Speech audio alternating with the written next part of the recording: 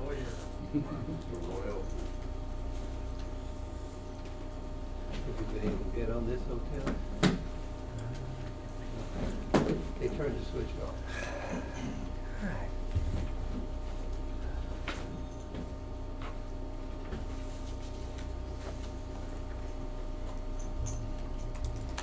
There's always at least one thing you forget.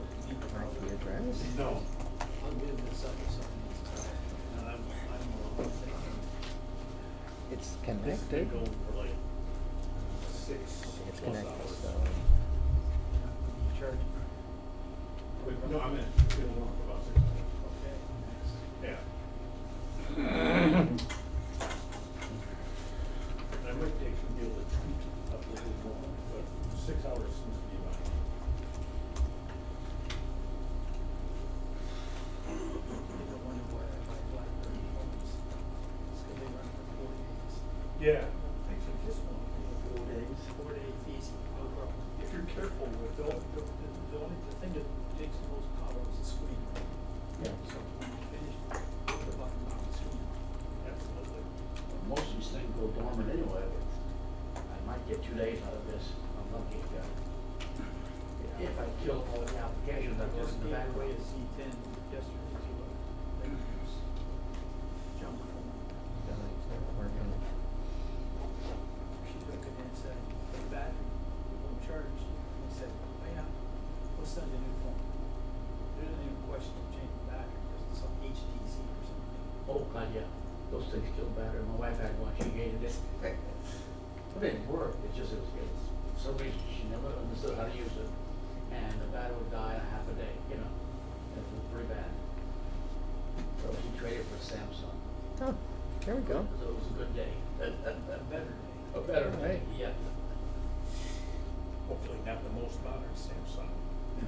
Oh, absolutely not. That's, No. You look for, on eBay for tried and true ones. No success yet. No, I phone think I now succeeded. that has I got the hotel. I was thinking. Yeah, they're. Oh, yeah. I got the hotel, this but yes, it's Samsung, this is actually- the S5, you can replace it, and add Actually, chips. Yep, Anyway, oh, yeah. interesting about Z10 this. is the last one. Yeah, this is, yeah, I did a lot of talking and asking before I was there. I had to do contract service. Yeah, this one, And so everything got. you're stuck. There's no, you can't Went up, replace batteries. and without 6 cracking the months case. later, Oh, I yeah, got okay. a What's that? This is a Motorola. We haven't been- Motorola, yeah. Oh, It's, Yeah. everything been signed, there's a contract law. yeah. No, this was right as And they were. so I said, well, let me do my homework and They I'll were call all you back. great. So I did. I- Found out what. I've been using Yeah, I did. I had a flip It was phone. 2 for hard years. drives. Yeah. One in Till the they, county, AT&T decided to turn off my one 2G. in So the heck, I'll turn you off. state and- general account, Fire. finance department, and they were fighting over which code it should be charged. Yeah. Budget. So I called her back and told her what was going on. I said I tried to read the So I was slides as forced to much learn as how to possible. text for my kids. And I told her that. I find it quite slow myself. I said, Hello, of someone course, call me. your company Yeah, does that's too something fast. this kind of problem. But the executives do. Dead side. Well, we do have a manager too. I hit the nail on the head. Bureaucracy, no matter where it I occurs. think she was, you know, fairly diplomatic. Oh, sure. Thank you very much. She knew I was Texas struggling is to right get her there. what Yeah. she wanted. Oh, yeah. Yeah. Yeah. So you send the email, you send a text and say, I sent you an email. Good at that. Alright.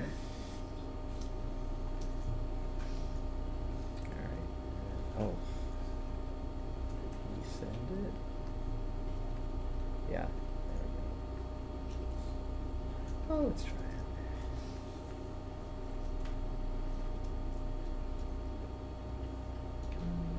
Oh, yeah.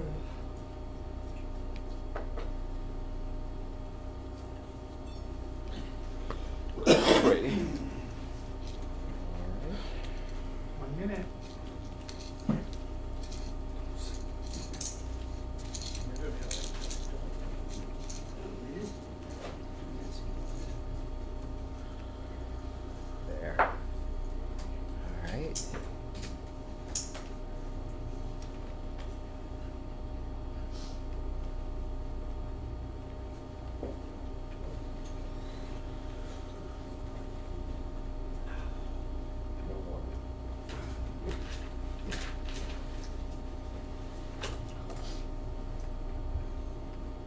slipping today. Hmm? Yeah, well, they're slipping today, They're right? They slipping. figure, they figure we're on the way out, the heck with them. Yeah.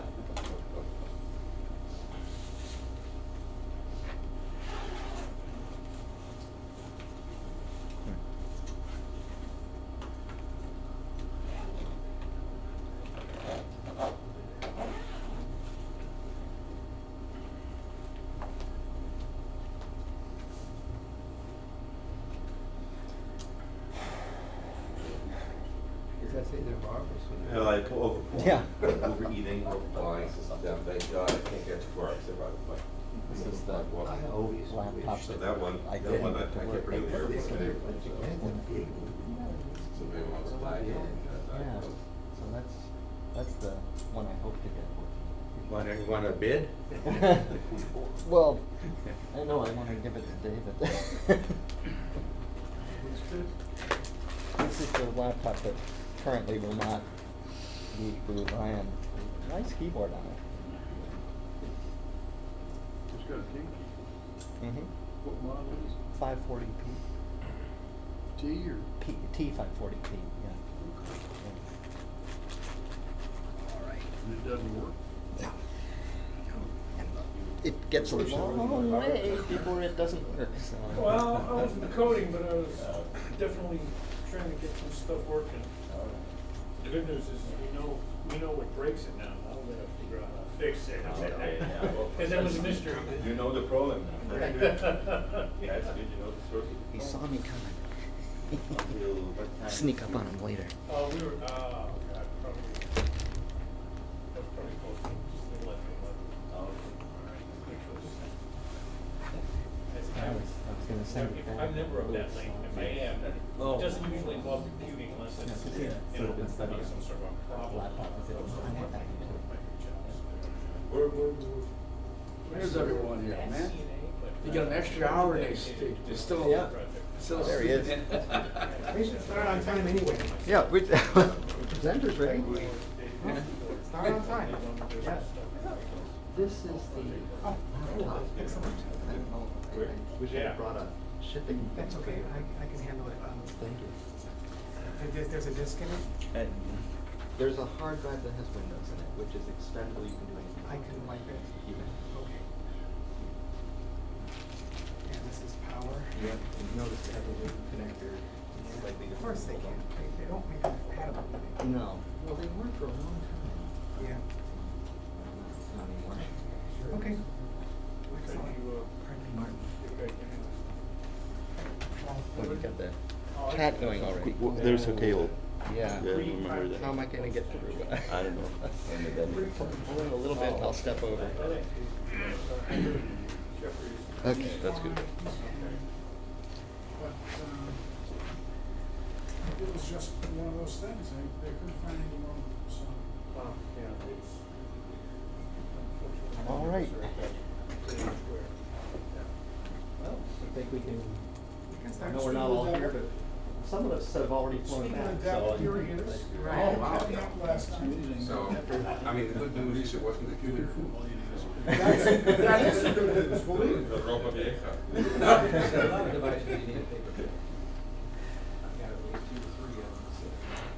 Yesterday, this room was freezing, Yeah, and today it's muggy. We probably have. right, I brought a sweatshirt today. Yeah. That's all, it's my fault, I'm sorry. Can we, oh, it is on? We worried about you. Well, I was but, you know, I'm in perfect health.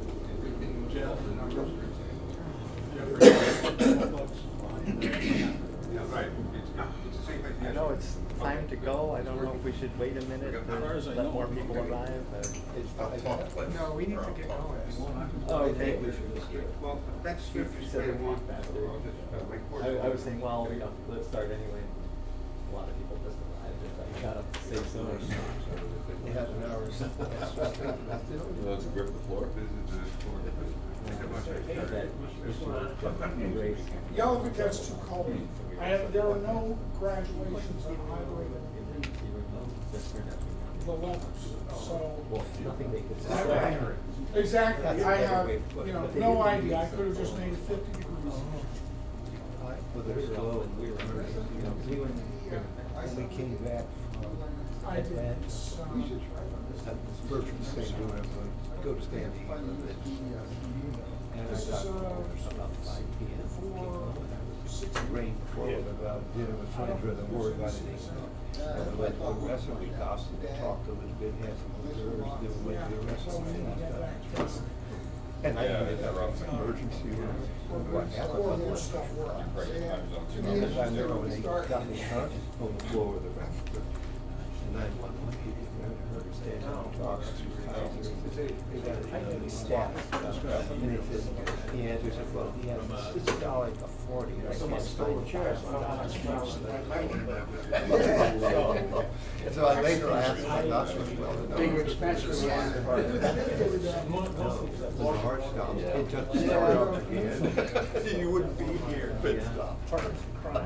But it wasn't a lot. What he did, he took it off the pain. You know, for like a month and a half. He did metabolic test. I kick you off. He goes, because the danger. And so I just said, for instance, any distance, I'll drive around.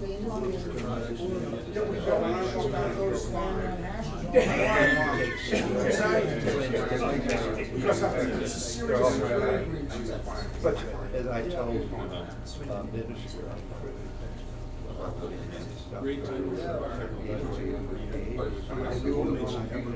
before I killed him. At worst, turned into living. So the misery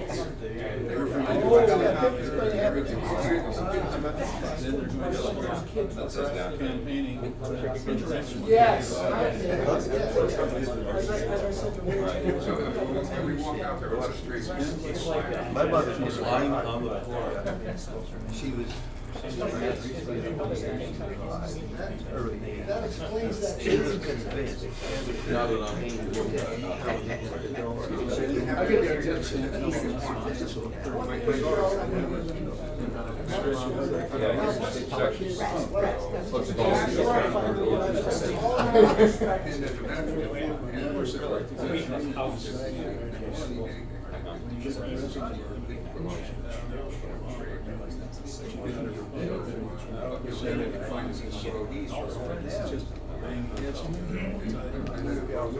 Nothing gets started. Oh, God. Thinking about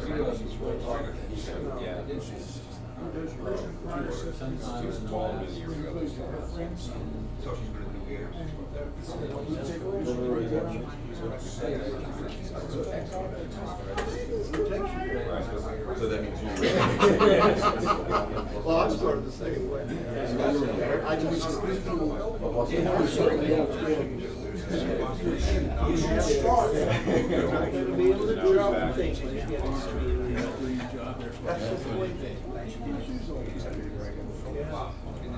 But some people get after that. That's right, they cracked up.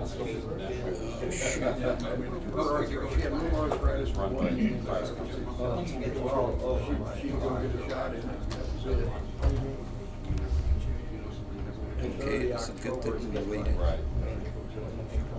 I've had this before, I can't chew it. So I go very soft, a lot of soups, things like that. But you used to, if you were the night, sit there and knit and watch the ball. Well, she's lucky.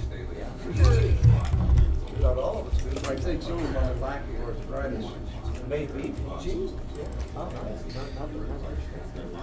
It's just I got that.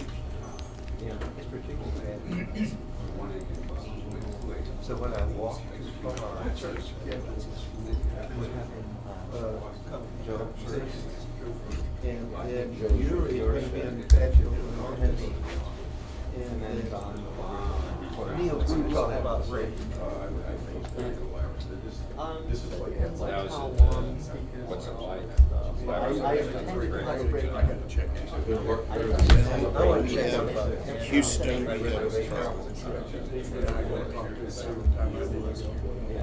We should have a break. Oh, yeah. Good morning. My name is Joe Suttle, and I'm supposed to do a thing called well, my computer has decided to not like anything. What's You new? might be in the right room to fix that. I'm not sure, but you might. Big head leak. Don't give it to Jeff. 2, 3, 4, 5. They got the DOS running. No, it worked earlier. We all know that. I saw it work. I saw it work too. There it is. There you go. Okay. Presentations with impact. It wasn't the video thing, it was, who knows? Okay. It's Windows. I thought maybe. And that's one of the things I teach on the side. Anyhow, presentations with impact. It doesn't like, okay.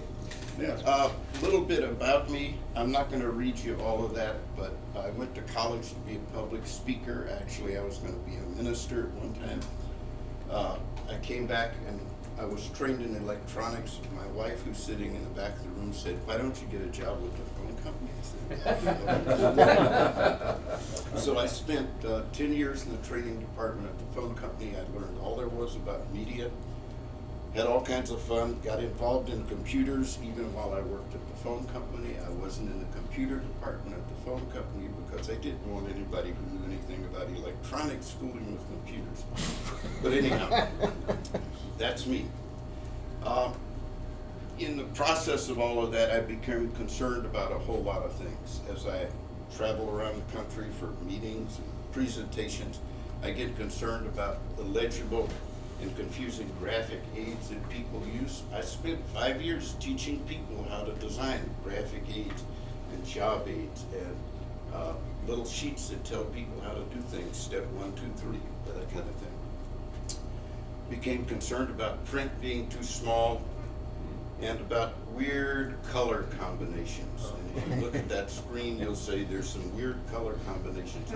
Well, that's because I don't want you to be confused.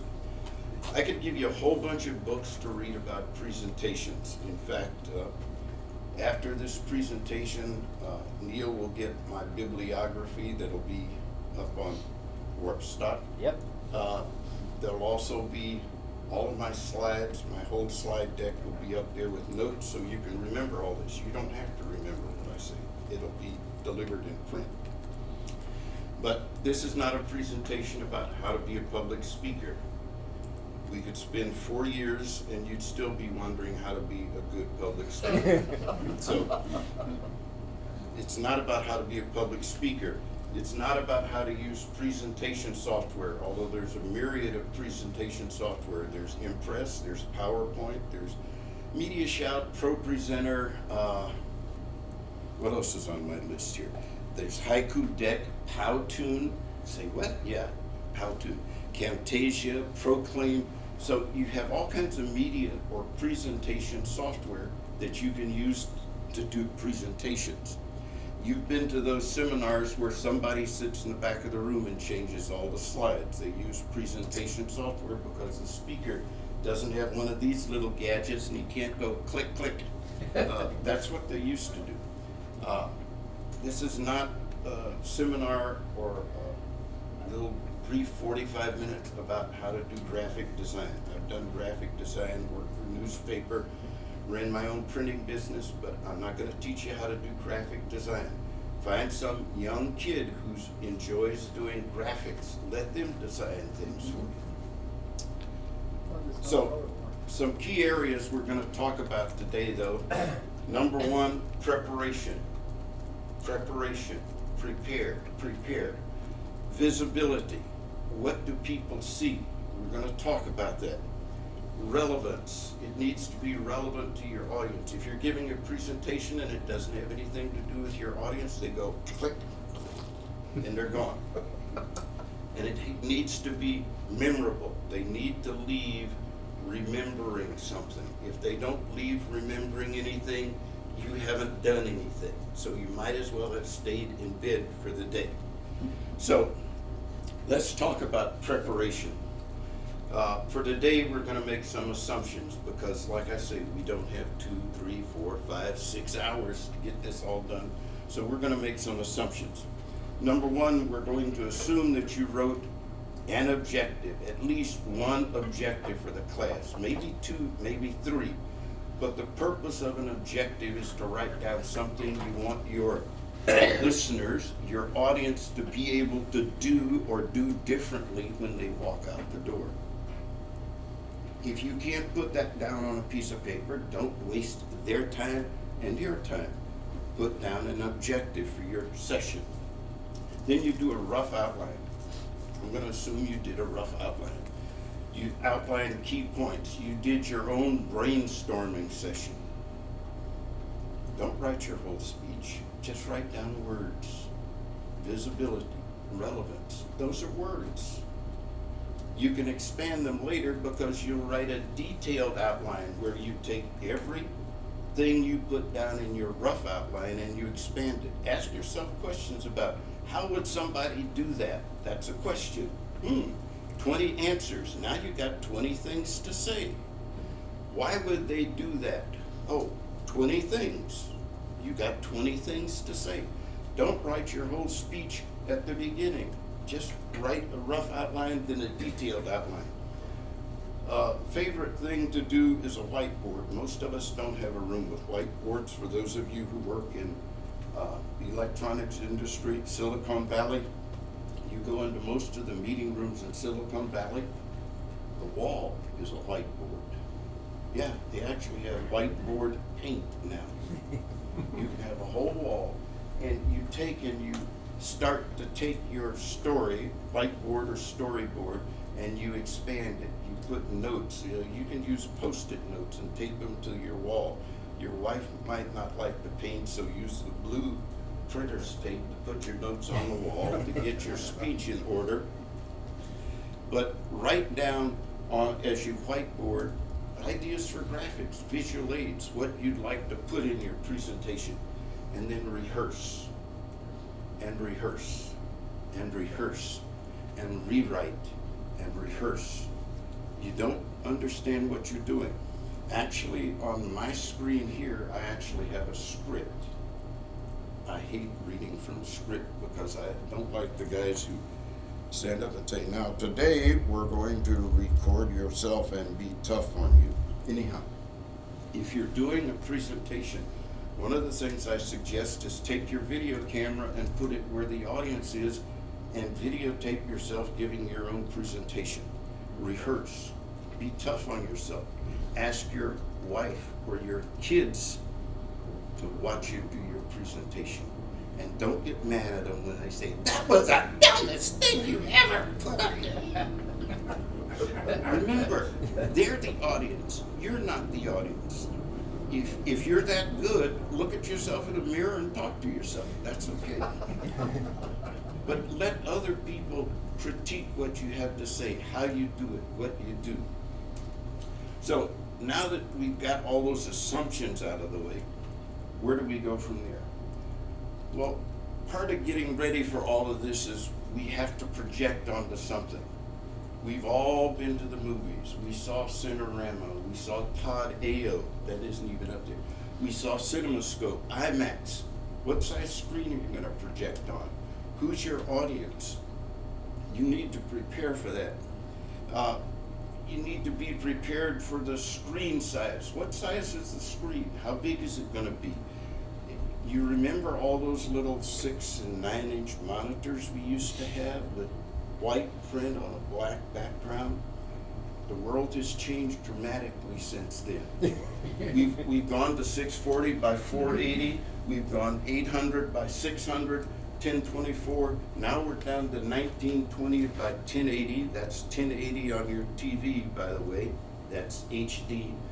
Only problem is HD comes in 2 versions, 16 by 9, 16 by 10. So how do I build my slides? Well, I'll tell you a secret.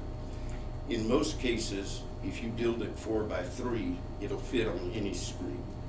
If you have a 16 by 9 screen that's wider this way than that, you just take the middle of it. If you do a 16:9, you start to go crazy because you lose part of your screen. We've got all kinds of resolutions from VGA to WUXGA. Don't ask me. We're gonna get some video drivers made? No, we won't. Yes, we will. We'll have all kinds of graphics. Because you got, on your computer, we have a VGA port. It's actually an SVGA port in most cases now. We've got HDMI, we've got mini HDMI, we got DisplayPort, mini DisplayPort. Oh my gosh. And you come in to give a presentation. What's the connection to the projector? You know, do you have a cable? Do you have an adapter? Can you connect to anybody's projector? Do you run around? I didn't bring anything extra because I figured, most of these guys will probably have VGA, so I'm not worried. But I could have been trapped. If that had been only HDMI, I was up the creek. I'd have to use Neil's computer. But anyhow, we've got all those resolutions. This is an idea of 16:9 and 4:3. Now 4:3 we could enlarge because this screen up here is 4:3. My slide shows in 4:3. But this is what happens with 16:9.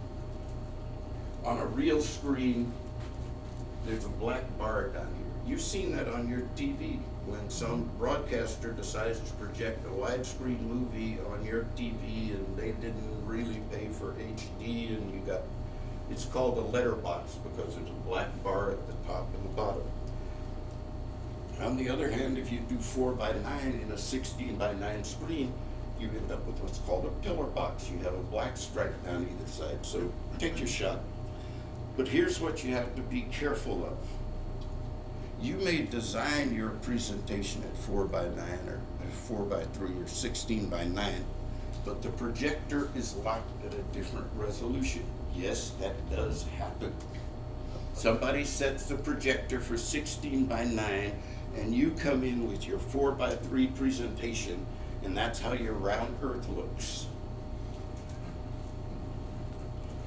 It's not round anymore. It's an egg laying on its side. Does an egg have a side? But this is what happens.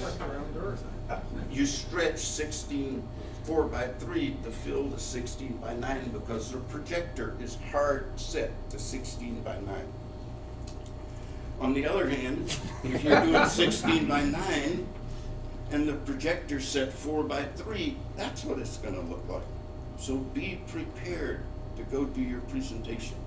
By the way, most of the time I do 4:3. It's easier. You have less issues, fewer issues. For you English teachers, correct my grammar, fewer issues. So, this is what happens with projectors. But you need to know how your projector acts when it's connected, how your computer acts when it's connected to a projector. Do you really know that? I happen to know that this computer, if I don't talk to it first and set it up, when I connect this computer to another monitor or a projector, I lose everything on the screen. I no longer have control. And if my computer was back here, I can't see where my mouse is because it's on that screen. So know how your computer behaves when it's connected to a projector. Know how to resolve the issue beforehand. Now my computer at the beginning locked up. I had no idea. You guys saw me flip through all those slides earlier. But anyhow, know how your projector acts, your computer acts, and know how to get it back. The trick on my ThinkPad is put it on extended screen. It's running Windows, so okay. I'll plead guilty to that one, but it's running Windows. I put it on extended screen in the ThinkPad control mode. And when I connect it to the projector, it's still on both screens. Then when I go into presentation mode, the presentation's up there, I have a different screen in front of me. but that's what you need to do. The other thing you need to do is embed your fonts. Say what? Okay, this isn't in OpenOffice. In LibreOffice it's there. In PowerPoint it's there. Because what happens is, yesterday we had the presentation with the slides and the fonts got all hokey. Woo! Guess what? That happens in the Windows world all the time. Somebody will walk in and give me their memory stick and say, here's my presentation. We'll throw it in the presentation computer, and what shows up on the screen is not their fonts. It looks like, yeah, bad. So, if you embed your fonts, what happens is when you start your presentation off of what you're running from your memory stick, the fonts are on the memory stick. Has nothing, doesn't care what fonts you have on your computer, it uses the fonts you embedded in your presentation. So you can do that. This is how you do it in PowerPoint. You go into options, that's in Windows. You go into options and you do embed fonts. In LibreOffice, you go to the properties of the file, and you've got it here that you turn on embed fonts in this document. Did you notice Windows is dumb? It makes you change the option for all saves, not just this presentation, but all saves. In LibreOffice, at least you do it per document. What else do you need to be prepared for? Well, you need to be prepared for Murphy's Law. If anything can go wrong, it will go wrong. You know that, right? You just drove 400 miles to service a customer, and your memory stick is on the table at home. In the case of doing a presentation, I carried my presentation on 2 memory sticks and 1 hard drive. 1 memory stick was in my camera case. This one was in my computer bag. So somebody decides to steal my computer in the airport while I was getting searched by security. Woo! You know those guys. The wand is cold sometimes. But your computer disappears. Your presentation was only on your computer. What are you going to do when you get to Chicago? Lunch. Lunch is going to be a long, bad lunch because you don't have anything. Anyhow, 2 memory sticks is my recommendation. And since you're going to use battery-powered devices when you're on the road, not every hotel, motel, Marriott, Holiday Inn has batteries at the front desk for you. Carry spare batteries. I've never been hassled by TSA about batteries in either my camera case or my computer case. Carry spare batteries and make sure they're the ones you need. I don't happen to have the batteries for my little gadget here, but I could always use my mouse to advance slides. But for my mouse, I always carry spare battery because I do end up going out to service systems, and sometimes I'm 2-3 hours from home. Or we don't start work until 1 in the morning. Do you know any stores that are open at 1 in the morning? Let's see, where was that 7-Eleven? Be prepared, because that's it. Murphy's Law is going to take over. Talked about 2 memory sticks. So think seriously about what you want your audience, your trainees to see, to hear. Because what's up on the screen is not your speech. What's up on the screen supports you. So we're going to talk about visibility. If you think seriously about your audience, what you want them to see, what you don't want is this. How would you feel if your audience was sitting there blindfolded and you wanted them to see your key point on the screen or a graphic you had up there? You'd never get to them. But remember the good old days When this was state-of-art equipment in the classroom, when the teacher rolled that sucker out, you knew you were in for it. Because the test questions were gonna be on the screen. And they lit it up, and everybody in the classroom could see what was on, well, not quite. You couldn't quite see, because they never turned all the lights out. And they took a handwritten or typed sheet and threw it up on the wall. Didn't make any difference, because all the type ended up gray. So how do you resolve that? You know, there's the document we're gonna discuss today. Can you read that for real? You know, they used to do that in meeting rooms. And the district manager would sit there and say, now, what we need to do is improve performance. I couldn't see what was up there. Or you whipped this out and said, now we need to solve this customer's trouble. Can you really read that? It's a fax memorandum. I'm sorry. And that was a good copy of the fax memorandum. That's a PDF file, by the way, projected.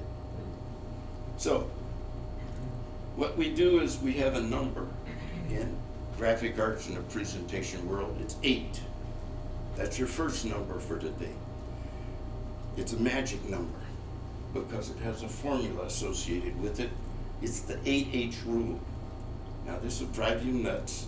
It always drives me nuts. I always whip out a piece of paper and I say, how do they actually expect me to do this? The 8H rule for visibility in presentations in graphic arts simply says that any type on the screen, minimum, should be 1/50th the height of the screen times 8. Uh-oh, that's a big bad formula.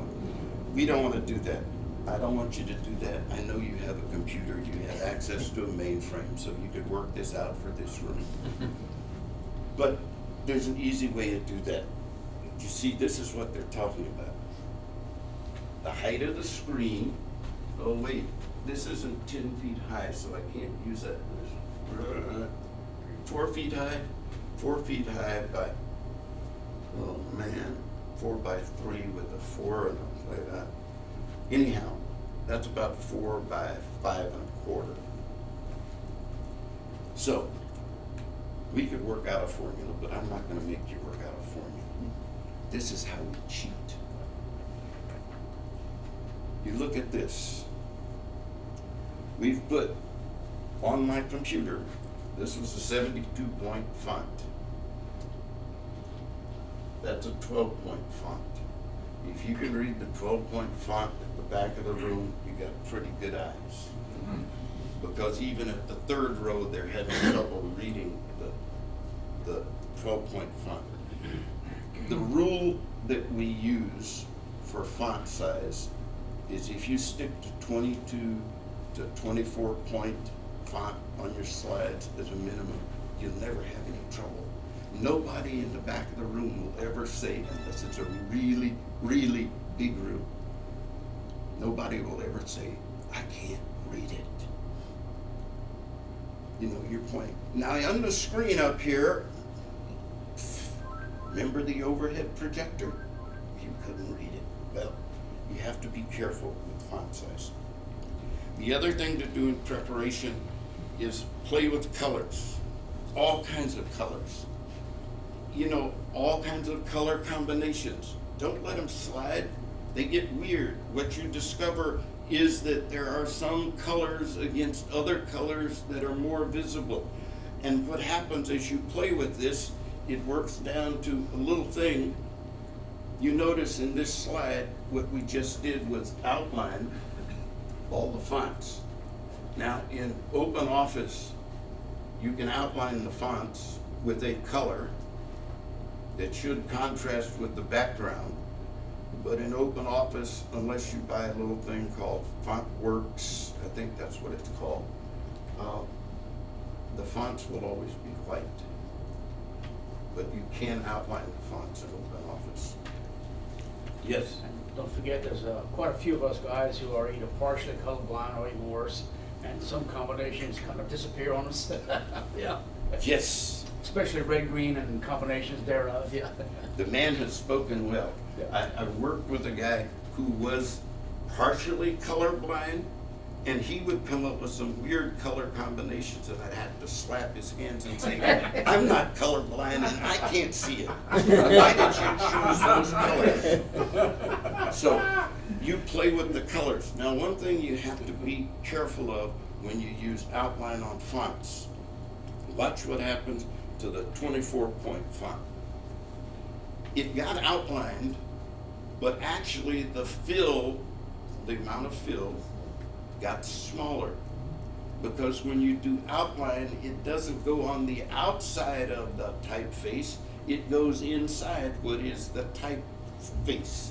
So when this got the black outline around it, we took away from the red that was there. So now you have to play with what's another color. But notice how crisp the white is over here, up here. Notice how the yellow stands out from there. So play with colors. Don't be afraid to play. You're not going to break the computer. Just play with colors. See what stands out. You have to do that. But avoid distractions for your audience. Don't let them get distracted.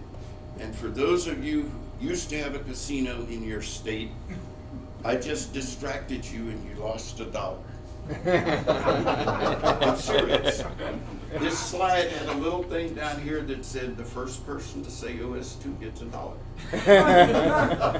I'm serious. That was up there. Anyhow, if you look at my screen, it's right there still. When I work on my slides, you can't quite see it here, but you have the ability to turn on grid lines. It doesn't show up in this screenshot, but that's an awesome thing to turn on a grid lines, then you know where everything is fitting, where it balances. Avoid, if you can, running anything all the way out to the edge. Why do I say avoid running anything out to the edge? Because not all projectors are equal. Not all video cards are equal. Not all screens are equal. There are screens that have a black stripe down the edge. Actually, we lost it over here already. Those letters on my screen are still, you can see the top of the letters. Look what happened on the projector. So, avoid running anything important that you want people to see off the edge, because you could lose it at any time. Let's talk about being relevant to your audience. We talked about visibility, we talked about preparation, we talked about relevance. Relevance is defined as important to the matter or group at hand. And if it's not relevant to your audience, why waste their time? You know, I could talk about cars. You guys aren't into cars. This is a computer thing. How do you use this to present whatever you're doing? So always make sure it's relevant to the matter or group at hand. Make sure your slides do that.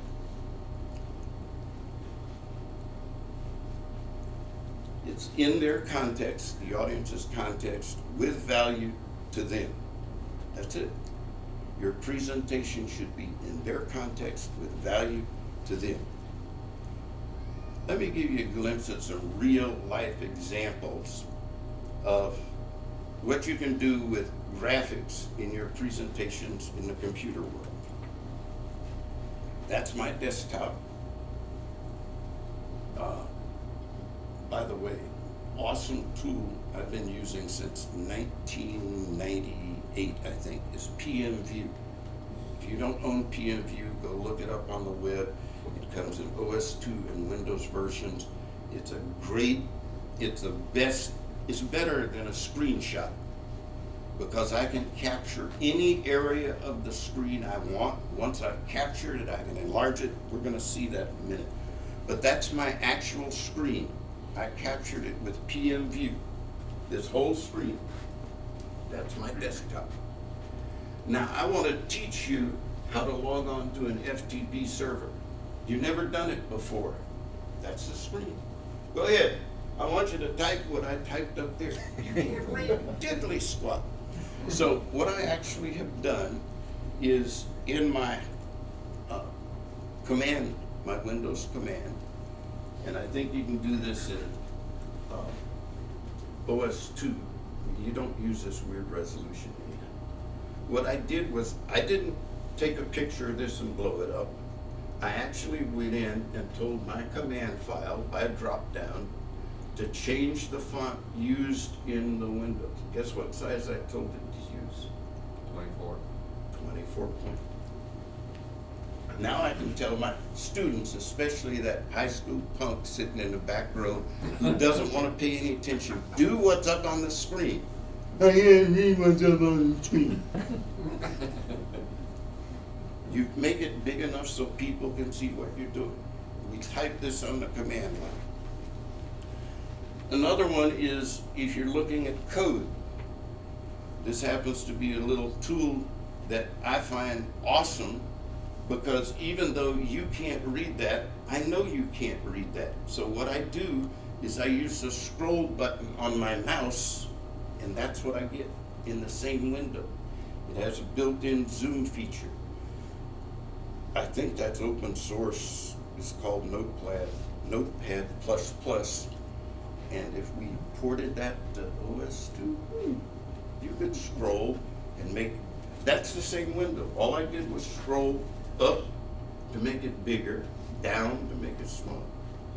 Now I can show you, that's what you typed, and that was wrong. It was supposed to be a lowercase I the second time.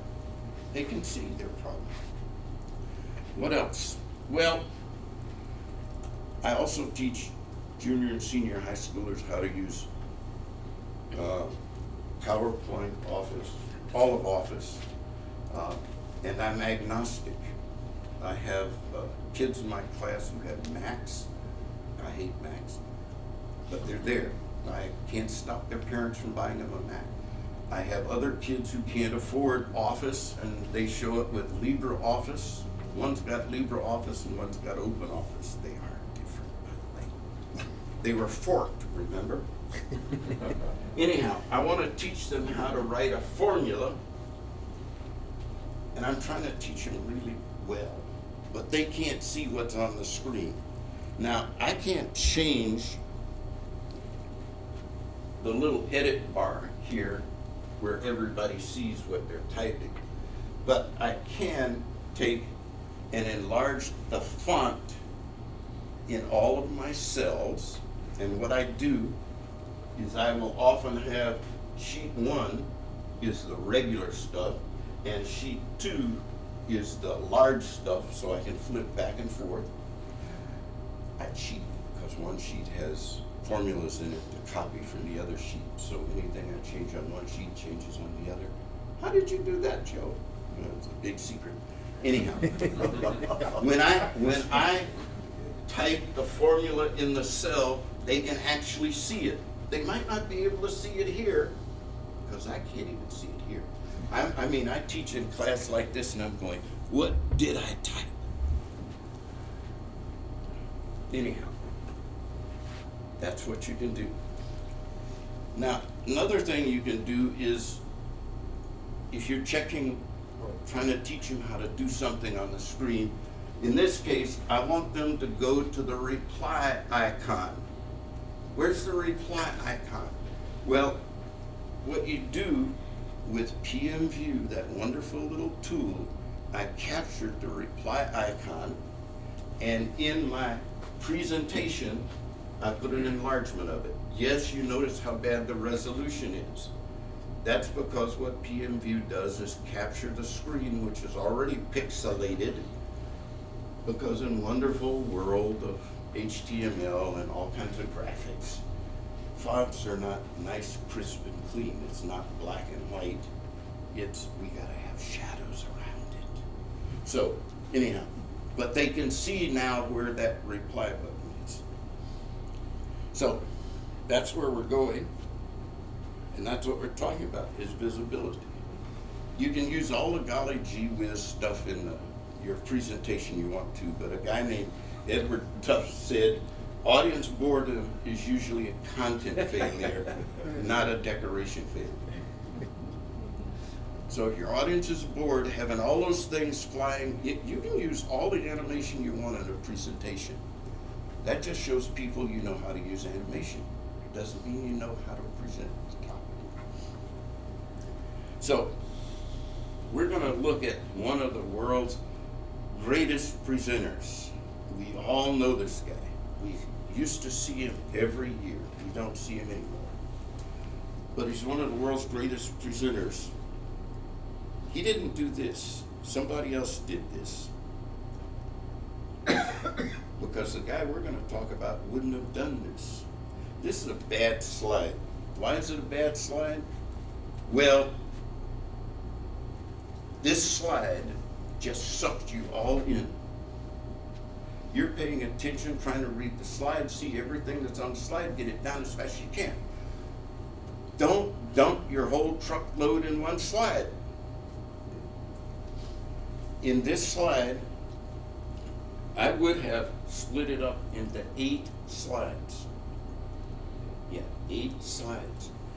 And I actually would have changed the verbiage in all of these.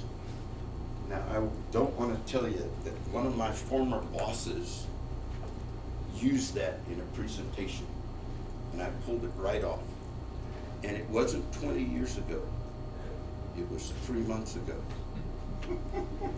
I haven't sent him an email to say, you guys really need to have your graphics department look at your visuals you use in your webinars. But what you want to do is not dump your whole truckload of your presentation at one time.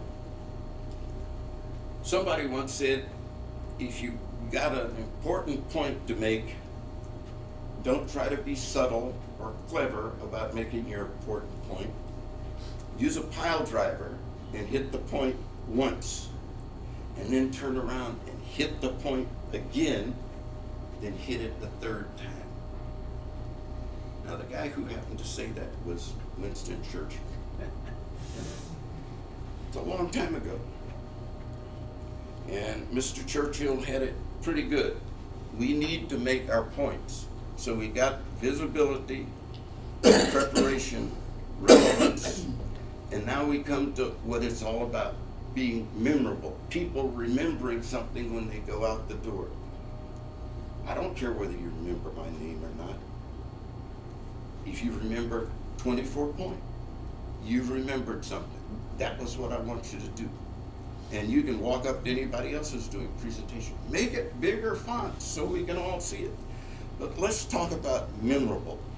Because if you don't leave something memorable for your audience, it won't work. You've got 8, now here comes 6. Oh, wait a minute, Joe. 8 times 6 is, no, it's not 8 times 6. It's 6 by 6. And no, that's not a new vehicle invented by Google or Tesla. 6 by 6 is within the presentation community. No more than 6 lines per slide. 6 lines per slide. Think about that. That's a lot of text to make people read. And no more than 6 words per line. It's nice to have condensed fonts, but when you cram a whole lot on the screen, your audience is so intensely concentrating on what's up there that they don't hear what you're saying. You're supposed to add to what's there. Too much of that, and this is what happens, is brain overload. It won't all fit. That's what happens in your brain. You just dump the whole truck up. So, as bad as this is, we're going to look at this guy, Steve Jobs. I'm from Silicon Valley. I should know his name is Jobs, Steve Jobs. Why did he get a name like that? You know, why couldn't he have gotten a job instead of Jobs? Yeah. But an author, Carmine Gallo, wrote a book about Steve, And the book was titled Presentation Secrets of Steve Jobs. The subtitle was How to Be Insanely Great in Front of Any Audience. And if you ever watch Steve present an iPhone, an iPad, a thingamajigger, that was his job. He hooked everybody, and they watched him for an hour, and they left running to buy whatever he was talking about. Even if they watched him on TV, they ran to buy what he talked about. And what were Steve's secrets? Well, Carmine outlined, I'll give you 4 of them. Steve whiteboarded his presentation. Remember, I talked about the whiteboard? He started out by writing down ideas and expanding ideas and lines that connected them and post-it notes. He whiteboarded his presentation. He prepared for what he was going to say. Think Twitter. What did he do? Short phrases, catchwords. He didn't give you a long, hour-long speech. Look at this. See this button? Watch. And something would happen on the screen. No words, images. You captured it from that. Think Twitter. Then eliminate clutter. Get rid of all extraneous matter on the screen, all extraneous words. Don't put words up there to make people read. Put it in a handout. Let them go home. Direct them to a website to find it. You don't have to put it all on the screen. And one thing Steve always did, 3 or 4 takeaways. The reason for 3 or 4, more than 3 or 4, was too much information. Brain overload took over again. Well, that's what this is all about. How to make your presentation have impact.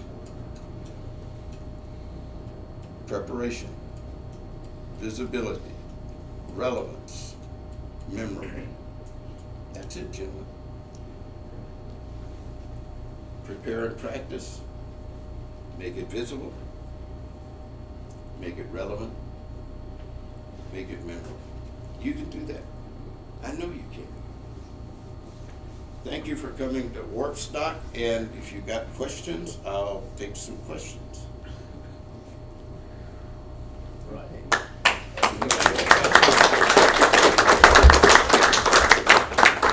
It's not a question, but I attended a lecture very similar to this whole thing, okay? And this whole group in a research center, they all attended. And then we had the annual reports, everybody put their stuff up.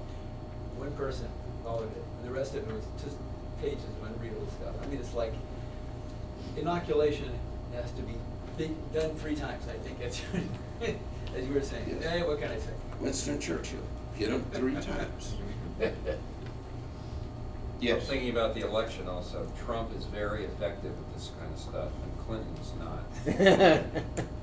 Even though they forget the content, but it's interesting. You said Twitter. He's very. He has an instinctive way with that stuff. Yeah. I think. Yeah. And Steve Jobs was that way. Whatever was in his presentation, and he made news bites. He got free.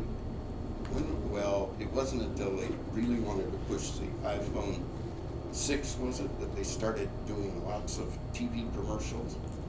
But the hype was in Steve, and he's going to introduce something. So he got all of these bites on TV for weeks after he did his presentation. Anything else? Yes, sir. Jeffrey. So I'm puzzled by something. It's related to this, but it's not exactly the same thing.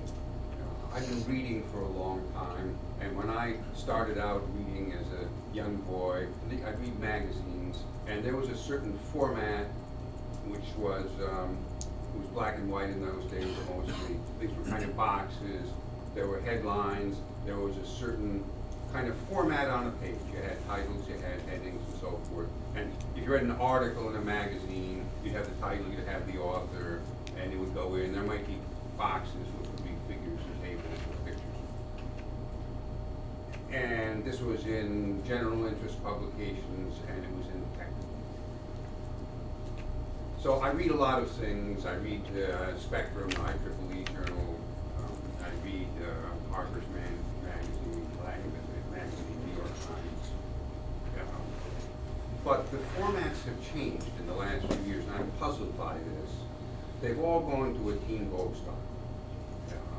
Lots of pictures and spawn people, things are all mixed up on the page, things overlap each other. It's not sort of in a linear fashion. Things are all jumbled up, lots of color, and I find it very distracting. Sometimes I don't even know when an article starts. In the New York Times Magazine, they don't even have titles now that introduce the article.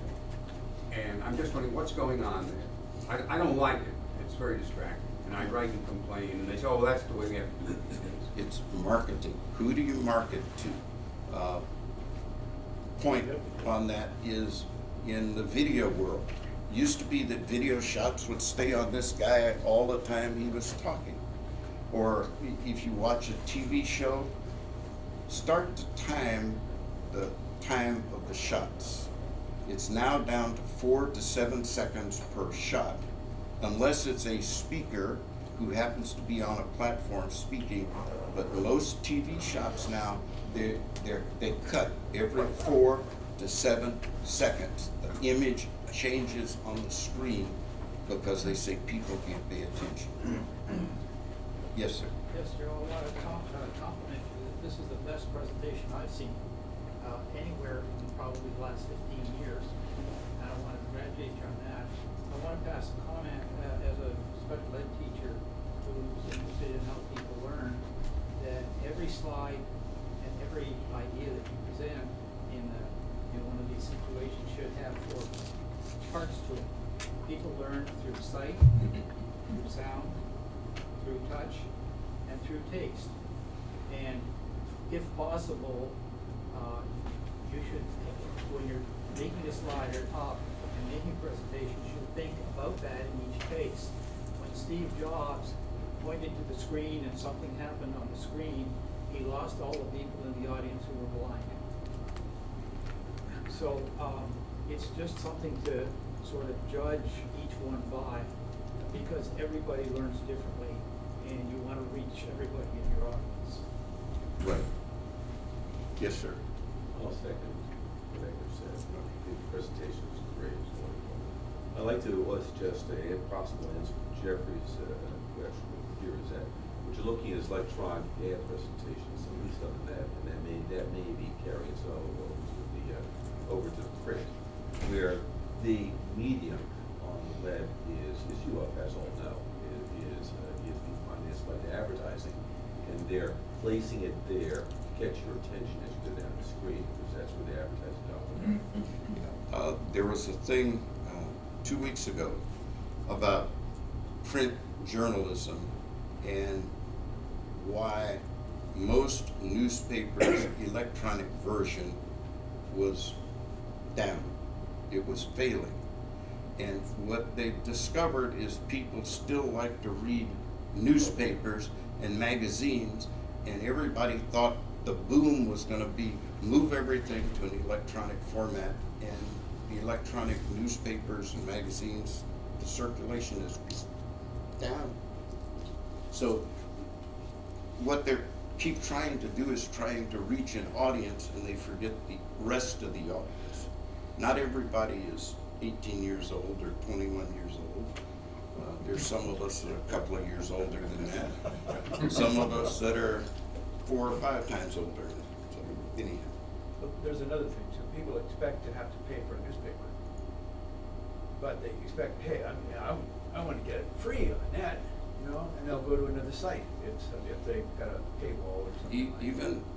Even the electronic newspapers in the Bay Area, you subscribe to the Bay Area News Group newspaper, you get a free electronic edition anytime you want. I think I've been in 5 years, maybe 3 times, to look up the story in the electronic version. I get the newspaper delivered every day. My kids delivered that same newspaper for 10 years. since they were my kids, that means I must have delivered them for 5 of those 10 years.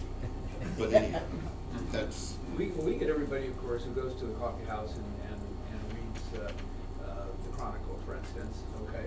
But for local news, everybody's always reading Berkeley side, because you get stuff in there. If you hear a loud bang somewhere and you go on the internet, you'll find out what it is 15 minutes later. Because everyone, it's a crowds thing, you know, everyone gives their data there, but it's local. It's only in Berkeley, which is only 130,000 people. I think we're out of time. We anyhow, need to move yes. along. So, It's 8:58, time for me to quit. yeah. So if you have any questions, you can see me after. I'll be here until whatever time tonight. Thank you.